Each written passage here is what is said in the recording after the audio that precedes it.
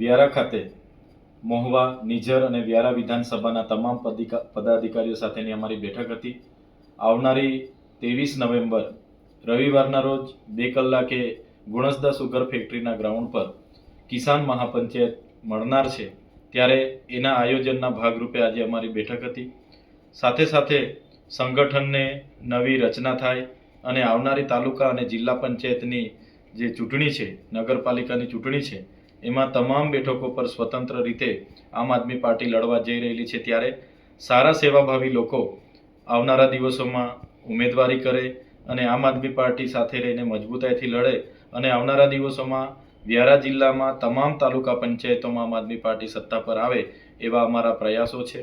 સાથે સાથે આજની બેઠકમાં એસઆઈઆરની કામગીરીને લઈને અનેક આગેવાનોએ અમારું ધ્યાન દોર્યું છે. જણાવવામાં આવ્યું છે કે બીએલઓ બ્લોક લેવલના ઓફિસરો જે શિક્ષક છે, ત્યારે શિક્ષકો પર ઘણા શાસક પક્ષના રાજકીય નેતાઓના દબાણો વશ થઈને કેટલાક શિક્ષકો અમુક લોકોને બીજી પાર્ટીના, આમ આદમી પાર્ટીના છે એમ કરીને ફોર્મો પણ નથી આપી રહ્યા અને સાથે સાથે એમના ફોર્મ પણ સમયે ભરી નથી રહ્યા. ત્યારે અમને ભીતિ છે કે આવનારા દિવસોમાં જે લોકો બહાર નોકરી ધંધા અર્થે ગયા છે, સુગરોમાં કામ માટે ગયા છે, એવા લોકોના મત યાદીમાં નામ ઉમેરવાનું રહી જશે. ત્યારે અમે તમામ બૂથ પર અમારા બ્લોક લેવલના એજન્ટ તૈયાર કરવાની પણ અમે સૂચના આપી છે, જે એજન્ટનું કામ બીએલઓ સાથે રહીને મત રક્ષકની કામગીરી અહીંયા કરશે. સાથે સાથે આ વિસ્તારમાં જે ભ્રષ્ટાચારો થાય છે, એમણે અમને જણાવ્યું કે આ વિસ્તારમાં સુમૂલ ડેરીમાં પણ ઘણા ભ્રષ્ટાચારો થયા છે.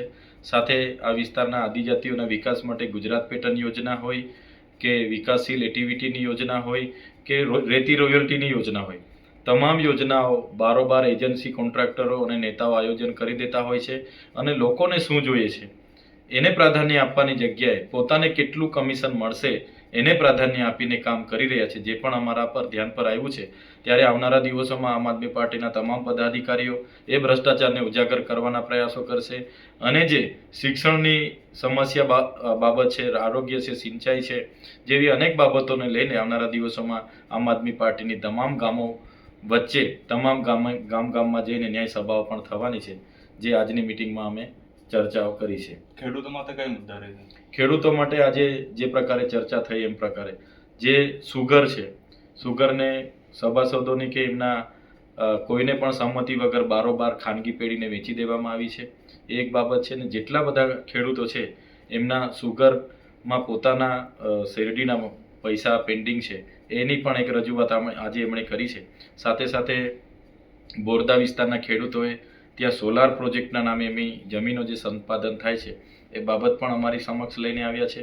વન અધિકાર અધિનિયમ અંતર્ગત જે લોકો જંગલની જમીન ખેડે છે એમને આજ દિન સુધી ભાજપની સરકારે એમને વન અધિકાર અંતર્ગત હજુ પણ દાવા પેન્ડિંગ છે, એ પણ એમને મળે એવી પણ અનેક રજૂઆતો અમને મળી છે. ત્યારે આવનારા દિવસોમાં માવઠાથી થયેલા નુકસાનીની બાબત હોય, એમના વળતરની બાબત હોય કે ખેડૂતોને ટેકાના ભાવ મળે, એમએસપીથી ખરીદી થાય અને સીસીઆઈ કેન્દ્ર અહીંયા વ્યારામાં પણ ચાલુ થાય, એ બાબતે ખેડૂતોની રજૂઆતો અમને મળી છે.